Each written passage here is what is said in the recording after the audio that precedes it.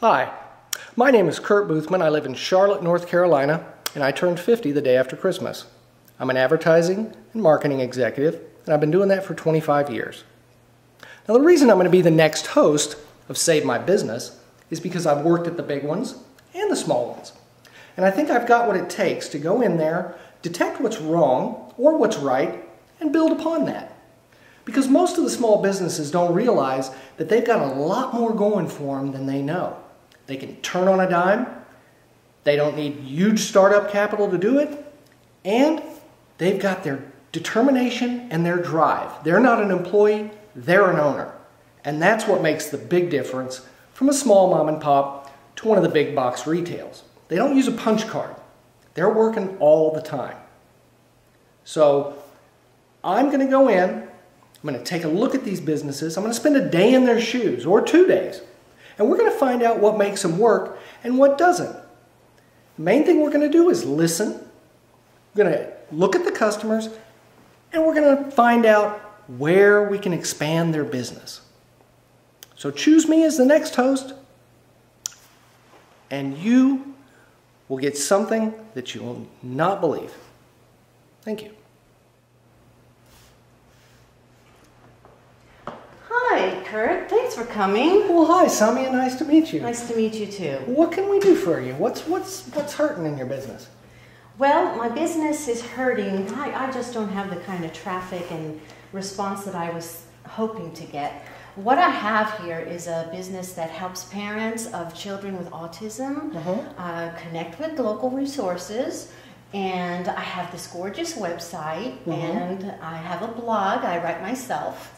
I update it all the time. I have tips and services listed, a few links, and I have some advertisers, local teachers and programs. Is that your only source of revenue? That's where I thought I'd be making my money. Oh, and I see. Nothing's happening. What do I do? You know what? I think the key is that you said you've got the professionals and you've got the parents. I think you're the key. You need to step out and actually consult with the parents and show them how they can make their lives easier. You know, a lot of them don't know all the resources that they have, and you seem to have them all in one place. But until you get people here to do that, even getting them to connect online is difficult. I think where your money will come in is you actually going and meeting with the parents, find out exactly what their needs are, because I'm sure some of them have different needs than others, right? Oh, sure. There are different types of cases. You know, some need therapy, some need to learn how to do sign language. Yeah. You know, each one's different. Well, yeah, they are different, and they probably have a different, you know, there's a lot of different professionals out there who specialize, but I think you're the key, because you're obviously very presentable. Oh, thank you. Well, sure. And you can, I don't know, I see this as a more hands-on business. I don't think it's a throw it up on the web and see if it works kind of thing. So I'm actually going to have to get out there. You're going to have to get out there, and you're going to have to get your business cards and gas up the car and make it clean.